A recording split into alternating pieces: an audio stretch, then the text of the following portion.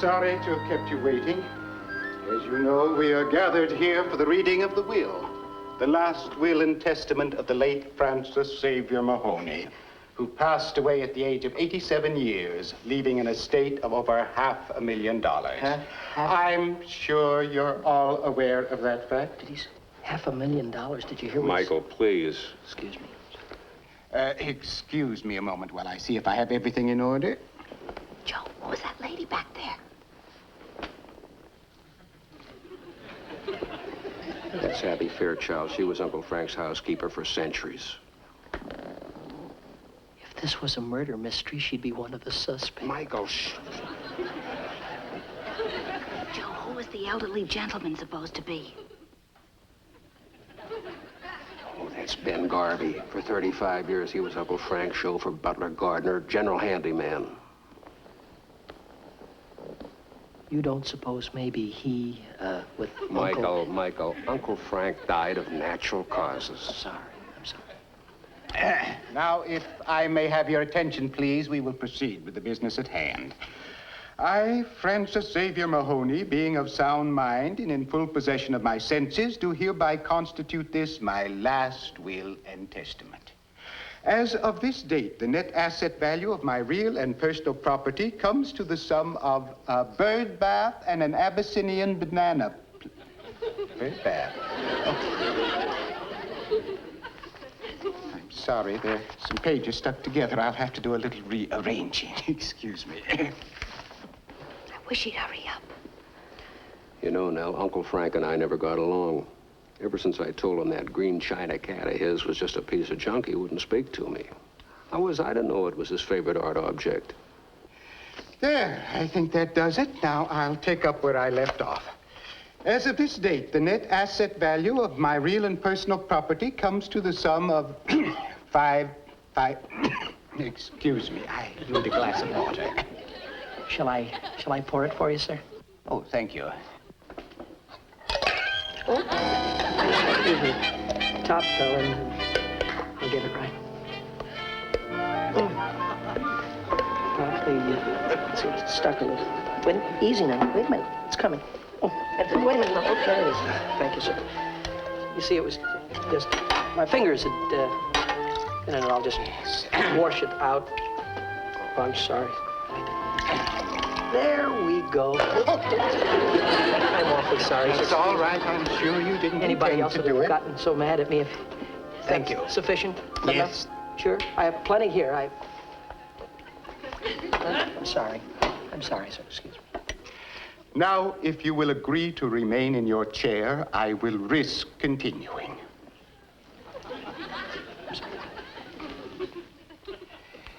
The net asset value of my real and personal property comes to the sum of $530,280.95.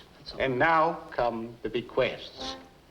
To my faithful, loyal, and hardworking housekeeper, Miss Abby Fairchild, who has served me well for the past 23 years, managed my household efficiently, anticipated my every wish, prepared my meals, and paid all the bills with never a word of criticism or complaint, I give, devise, and bequeath the sum of $1. Don't frown, Abby. I happen to know that you have held out from the household budget enough money to take care of you very comfortably for the rest of your life. And to my loyal chauffeur, gardener, and jack of all trades, Ben Garvey, who has been like a right arm to me for the past 30 years, I leave the sum of $1. Hey, that must make it pretty bad. Ben, I happen to know that you are secretly married to Abby, so you won't starve either. Which brings me to my closest living relative, Joseph Patrick Mulligan, whose taste in art is certainly in need of improvement. I leave something I hope he will learn to appreciate, my green china cat. Is that all? Mike. Period. As for the remaining $530,000 odd, I have only one relative left, Michael Mulligan. But I am not going to leave it to him. Not exactly. I am naming Michael Mulligan guardian of my adopted child, to whom I bequeath my entire fortune. Guardian, Pop, what does he mean? I had already decided to leave my worldly wealth to my adopted daughter, Susie, age 17 months, before I changed my will. I am thankful I was allowed to live long enough to accomplish this. Look, I'm sorry, I don't think I could be the guardian. You see, I'm not even married. I hereby designate Michael Mulligan as legal guardian of Susie Mahoney and her fortune until she shall reach the age of 21 or marry. Oh, but really, Mr. Lowe, Michael can't think of assuming the responsibility of caring for a baby. Of course not. He's too young. It's entirely out of his line. What was Uncle Francis thinking of to do a thing like this? Oh, just some more revenge because I criticized his green china cat. Mr. Lowe, we can't assume the responsibility. You'll just have to work something else out. It's entirely out of the question. We don't have enough room in our house. Coochie, coochie, coochie. Coochie. You'll wake the baby.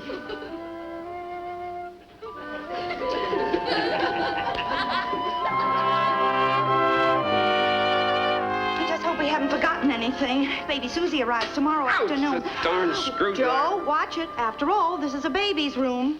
I think it's cute, Mickey being guardian of a baby. I can hardly wait to see them together. Yeah, I'll bet the baby will wind up taking care of Michael. No, Joe, you're mistaken. Having a baby has changed Michael. There's nothing childish about him anymore. He's settled down. Suddenly he's mature.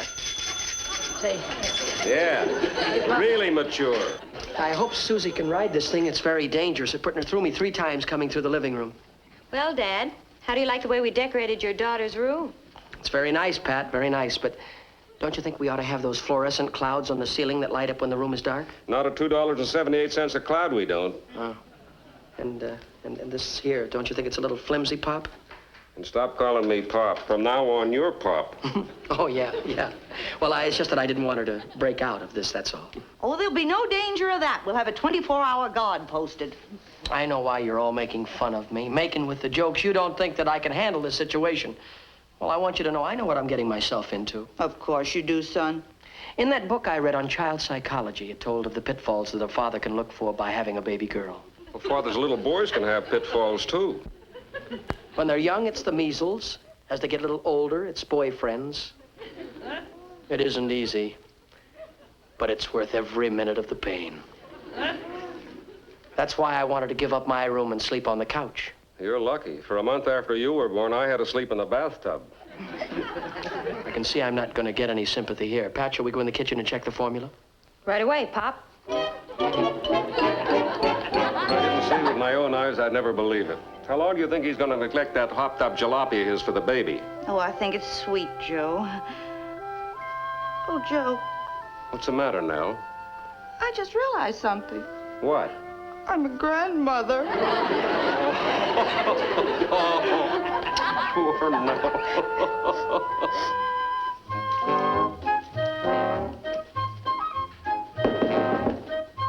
Yes? Mr. Brown, sir? Oh, it's you. I should have known this wonderful day couldn't go on forever. Mr. Brown, if I may, I'd just like to offer you a little cigar. No tricks. Oh, I assure you, it's no trick cigar, sir. You see, I've just become a father. Oh. Father? Yes, sir. In fact, the baby just arrived about 19 minutes ago. Well, congratulations. Thank you very much. Boy or girl? Girl, 17 months old. 17 months old. And it just arrived? Yes, sir, by air. No, hold it. Evidently, you and I are talking about 2 different subjects. Let's start over again, huh? I was under the impression you told me you were a father. That's correct, sir. It is? Yes, 17-month-old girl. Now, let's not start that again. Well, if what you tell me is true, that classifies you as a cad. But, Mr. Brown, You've been married all this time, and yet you've led Pat to believe you were a single man. That's contemptible. No, Mr. Brown, sir. Pat, will you come in, please? I have some very shocking news for you. You have something mixed up, Mr. Brown. Yes, Mr. Brown? Pat, I want to expose Mulligan here for the bounder he really is. Bounder? That sounds worse than a cad. Pat, did you know that he was the father of a baby girl? 17 months old, sir. Don't confuse the issue. Oh, then Mickey's told you about little Susan. Isn't it wonderful? Wonderful. I must say you have a queer sense of values. Well, I don't see anything queer about them. Why, I look forward to helping Mickey take care of the baby.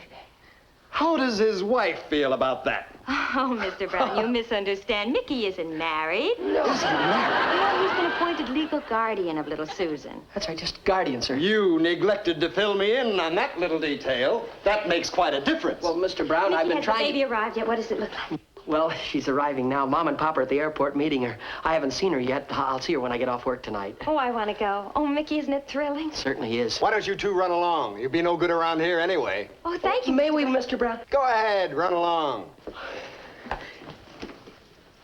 Oh, wait just a moment, Mr. Brown, please, sir. I go. I'm running a little short. This is for Mr. Gordon in transcriptions.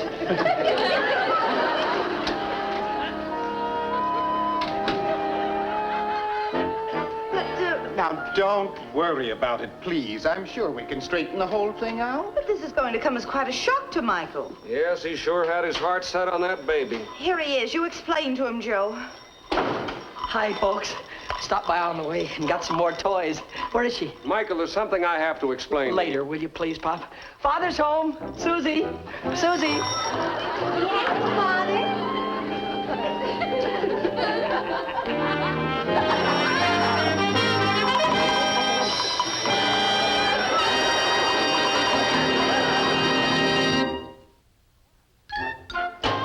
$500,000. Yes. Mickey hit a bonanza. Freddie, it isn't mine. I'm only her guardian until she gets married. Well, why don't you marry her? What about Pat? Oh, yeah, I forgot about Pat. You should say you did. You better give it some thought, though, you know? Please, Freddie. You know, I can't get over the shock yet, walking in expecting to find a baby Susie and seeing a big, tall Susie. What made everybody think she was a baby? Mr. Lowe, the lawyer, he read the will wrong. He said it was my fault because I spilled water on the paper and blotted out one of the commas. Here, I've got a copy of the will. This is how he read it.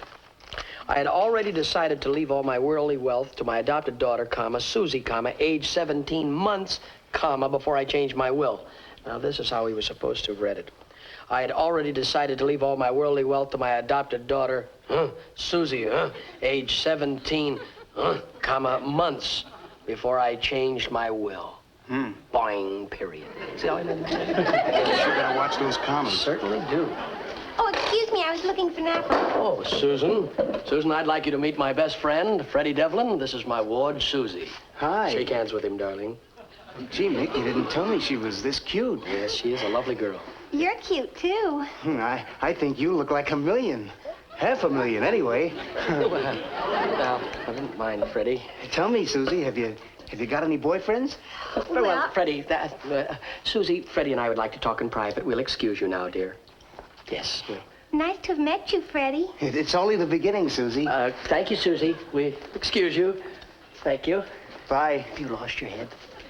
You lost your head, boy. What's the matter? What's the matter? Listen, don't you realize that she's my ward? She's my responsibility, and I don't want you to botch it up? Oh, Mick, I was just being neighborly. Yeah, well, be neighborly with somebody else's $500,000, will you? I couldn't help it if she felt for me just like that. Why, the moment she looked at me, she lit up like a neon sign. Girls like Susie attract fortune hunters, and it's my job to weed out the hamburger from the round ground. Mick, I'm no hamburger. I'm round ground. Yeah. I mean, I'm your pal. Yeah. All I want is a date, Mick. All right, you can have a date. Just give me an application in triplicate, 2 bank references, and your credit rating, and I'll let you know. Application in triplicate. Mick, all I want is a date. Good night, Freddie. Freddie, good night. But wait a minute, Mick. Good night, Fred. But Mick, if you just listen. I'll call you. Don't call me.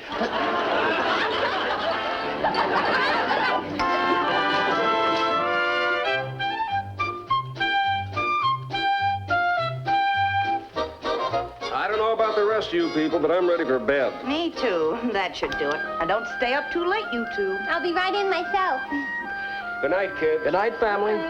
Well, I'll be turning in, too. Good night, Mickey. Oh, wait just a moment, Susie, my dear. I would like to, if I may, have a chat with you. It must be serious. You're using your guardian voice. Susie, you are reaching an age where you're going to meet a certain type of young man. A type like, Freddie. Oh, I think he's cute. Freddie cute? That's just a trap. Why, do you know that he spends an hour trying to comb his hair to make it look like it's not combed? I can't believe it. That's right. Well, Freddie seems so sophisticated. Sophisticated, Freddie? Oh, child, sophisticated, huh? You do have a lot to learn. Now, don't let his appearance fool you. He might look like a 22-year-old man, but he's actually much older. He's 24 and a half. I like mature men. Tell me, child, do you know any young men your own age? Well, there's Harold. Harold? He's 21. That's nice. Harold and I were going to be married last month. But before we could get permission, Uncle Francis died. That's too bad. Then later on, Harold and I had a spat, and I was sent out here. I guess it's all over between Harold and me. Don't you fret. It was probably all for the best. He might have been a fortune hunter for all we know. Harold is worth $2 million. That's typical of those rich fellows. They're always fortune hunters. Gee, you know a lot about life. Yes, I've learned through experiences. Bitter, unforgettable experiences. And now that you've come to the city, I want to warn you about the wolves. Wolves? I want to show you how to handle them. Let's just take the piano stool here and pretend like it's a bus bench here, you see, and this will be a street lamp, and you will be seated on the bench waiting for your bus. Okay, I'm waiting for the bus. That's right, and I'll be a stranger. I'll pretend like it, and I'll try and make a date with you. All right. Good. Here we go.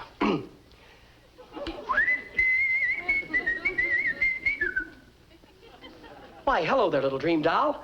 How about a date tonight? Oh, I'd love to. No. Susie, no. You don't speak to strangers, Susie, and if a fella persists upon pestering you, you holler for the police and slap his face. You understand that? Uh-huh. Good, now we'll try it again. Excuse me.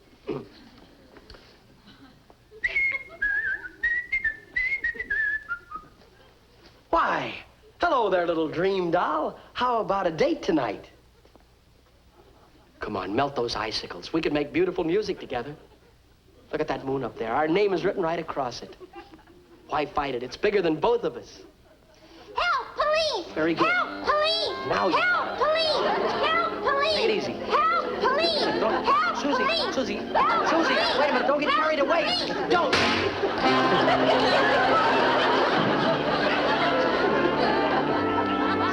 I guess I overplayed my part.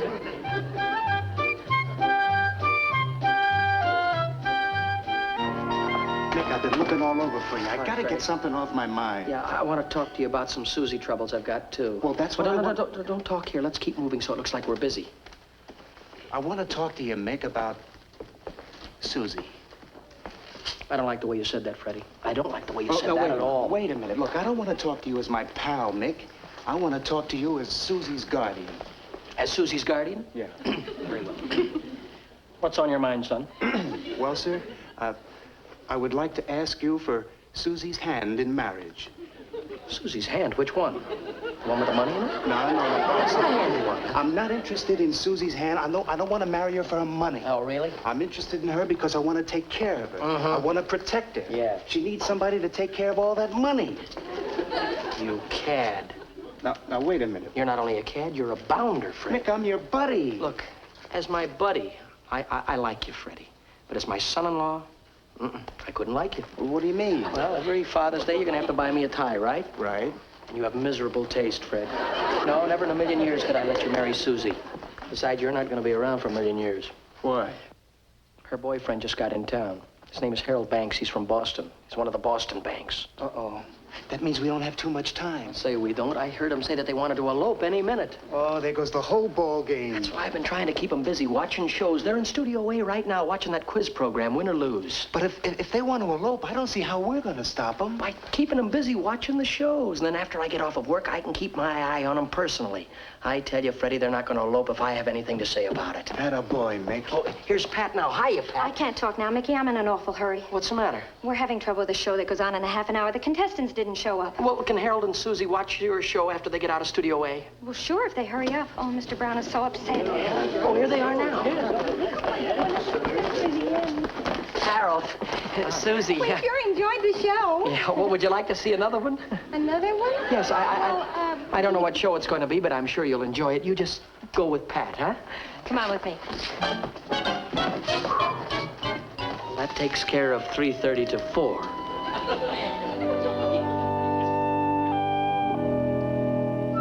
Hey, Dewey. Hi, Mick. Say, how much longer is that sneak preview show going to go on in there? Couple of minutes. Why don't you take a coffee break? We'll take over for you. Check. Good. Now, look, Freddie, when they come out of here, we'll take them over to the Safari Stand show. That'll take care of 4:30 to 5. But what are we going to do? Oh, Fred, listen, we've got a problem here with time. What are we going to do with them from 5 to 5:30? Hey, I wonder what show they're previewing in here. The Tumbleweed Tim show? We could take them into Studio C and they could watch Eddie Fisher rehearse. No, it couldn't be Tumbleweed Tim. I know. The amateur show. In there? Oh, no, the amateurs were last week. That's some audience participation show in there. Gee, I wish we could go in. We could take them over to see the Chef Scalapini show. The what? Chef Scalapini show, it's a little boring, but if they applaud hard enough, they'll get dinner free. Oh, well, that takes care of that. Yeah, well, that's what we'll do. Now my mind's more at ease. There'll be no elopement today.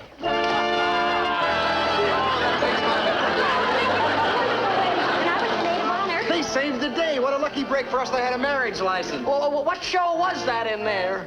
Here comes the bride.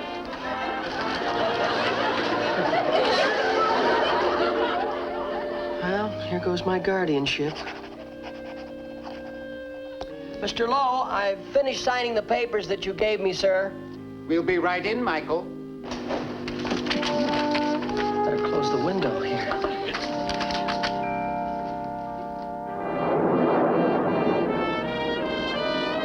Hi there.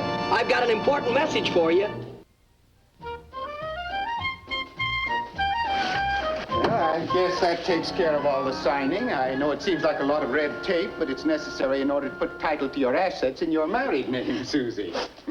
What's the matter, Nell? I just realized I'm not a grandmother anymore. Oh, it's all for the best.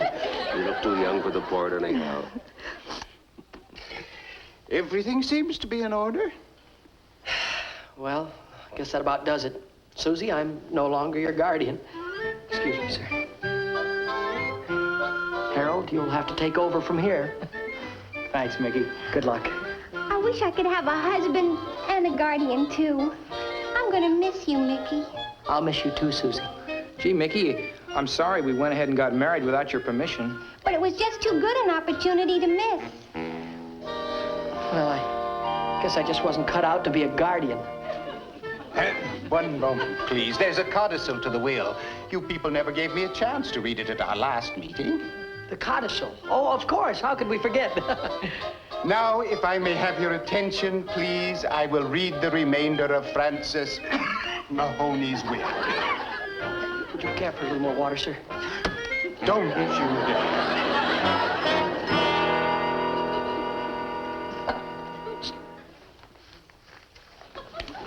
Knowing that the day will come when Michael Mulligan's ward, Susie, will marry and leave him, I wish to provide for a companion to comfort him in his loneliness. I therefore bequeath him to have and to hold, now and in perpetuity, my pet boa constrictor.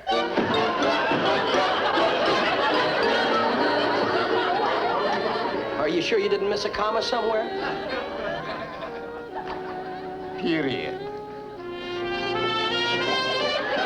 Mickey Rooney will be back in just a moment.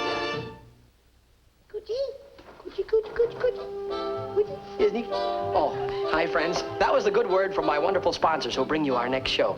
Be with us then, won't you? And say, you know, there really isn't a boa constrictor inside this box. At least I don't think so. It's just a trick Mr. Lowe was playing on me. But if you would like to find out whether there is one or there isn't one in the box, you open it up and find out, not me.